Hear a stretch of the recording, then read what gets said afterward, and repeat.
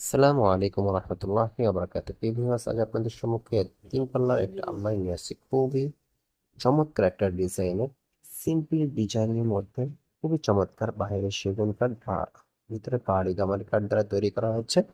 এটা সাইজ হচ্ছে আমার 6 ফিট বা 6.5 ফিট।